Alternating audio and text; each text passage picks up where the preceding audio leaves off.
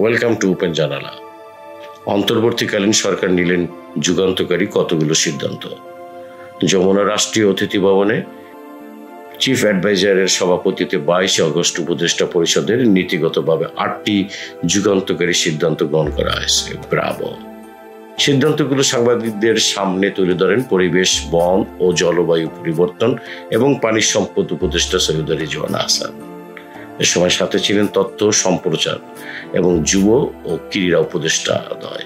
নবীন 2 উপদেষ্টাও এতে বক্তব্য দেন। আসুন শুনে নেই এই যুগান্তকারী সিদ্ধান্তগুলো কি। কিন্তু তার আগে আপনি এই চ্যানেলে নতুন হলে সাবস্ক্রাইব করুন ওপেন জানালা।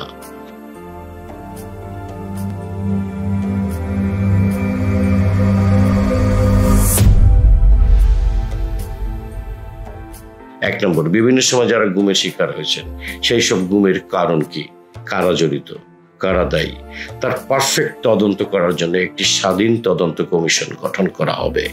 2, জুলাই আগস্টে বিপ্লবের দ্বিতীয় স্বাধীনতার জন্য ছাত্র জনতার আন্দোলনে হতাহত ব্যক্তিদের বিষয়ে কার্যক্রম পরিচালনার জন্য একটি ফাউন্ডেশন গঠনের সিদ্ধান্ত হয়েছে।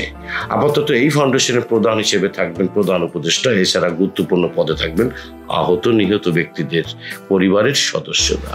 আলহামদুলিল্লাহ, আহত ব্যক্তিদের সুচিকিৎসা, পুনর্বাসন এবং গণঅভ্যুত্থানের দ্বিতীয় স্বাধীনতার স্মৃতি ধরে রাখার জন্য কাজ করবে এই ফাউন্ডেশন। 3 নম্বর, রাজনৈতিক পট পরিবর্তনের সঙ্গে সঙ্গে নাম নিয়ে একটি বিশৃঙ্খলা সৃষ্টি হয়, এটি যাতে না হয় সেজন্য একটি নীতিমালা অনুসরণ করা হবে।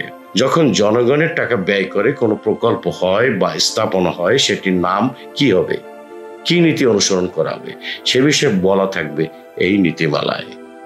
এটি যেন কোনোভাবেই ফ্যাসিবাদকে উস্কে না দেয় এবং যাতে জনমতের প্রতিফলন ঘটে, এটির একটি আইনি কাঠামো থাকবে। 4 নম্বর, আইনি প্রক্রিয়াগুলো এবং পরিচালনার ক্ষেত্রে সর্বোচ্চ স্বচ্ছতা কিভাবে নিশ্চিত করা যায় সে বিষয়ে কিছু সিদ্ধান্ত হয়েছে। স্বরাষ্ট্র উপদেষ্টা মেজর জেনারেল জাহাঙ্গীর আলম চৌধুরীর নেতৃত্বে কয়েকজন উপদেষ্টা সহ দেশের আইন বিশেষজ্ঞদের সঙ্গে বসবেন। এ বিষয়ে কোন জায়গায় কি নির্দেশনা যাওয়া দরকার সেটি তারা ঠিক করে জানিয়ে দেবেন। 5 নম্বর, দাবি দেওয়া নিয়ে সাম্প্রতিক বিক্ষোভ এবং প্রতিবাদের বিষয়টির উপর গুরুত্ব আরোপ করা হয়েছে। যে কেউ প্রতিবাদ করতেই পারে, প্রতিবাদ থাকতেই পারে। অনেক বছর অনেক কিছু মানুষ বলতে পারেনি, কিন্তু এই প্রতিবাদের কারণে জনজীবনে যাতে ভোগান্তি বা অসুবিধার সৃষ্টি না হয় সেটি নিশ্চিত করার বিষয়ে আলোচনা হয়েছে। এ বিষয়ে আন্দোলনকারীদের মুখপাত্র এবং সরকারের মুখপাত্র কিভাবে আলোচনা বসে সেটির একটি উপায় বের করবেন তা নির্ধারণ করা হয়েছে। 6 নম্বর, বাংলাদেশের সমুদ্র সীমায় অবৈধভাবে সমুদ্র এবং উপকূলীয় মৎস্য আহরণে বিদেশি ট্রলার বা জাহাজ যাতে ঢুকতে না পারে সেজন্য কোস্টগার্ডকে নির্দেশনা দেওয়া হয়েছে। 7 নম্বর, জনগণকে না জানিয়ে জনগণের মধ্যে গণশুনানি না করে বিদ্যুৎ, গ্যাস, পেট্রোলিয়ামজাত জ্বালানির মূল্য নির্ধারণ বা বৃদ্ধি করা যাবে না, চাপিয়ে দেওয়া যাবে না। ইচ্ছে করলে সরকার বাড়াতেও পারবে না। এজন্য বাংলাদেশ এনার্জি রেগুলেটরি কমিশনের আইনের 34 ক দ্বারা বিলুপ্ত করা হয়েছে। 8 নম্বর, শেখ হাসিনা জাতীয় যুব উন্নয়ন ইনস্টিটিউট সংশোধন অধ্যাদেশের খসড়া অনুমোদন করা হয়েছে।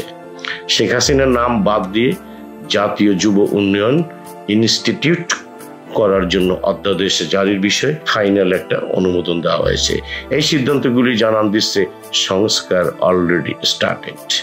No more today. Thanks all. Bye bye. Open Janala.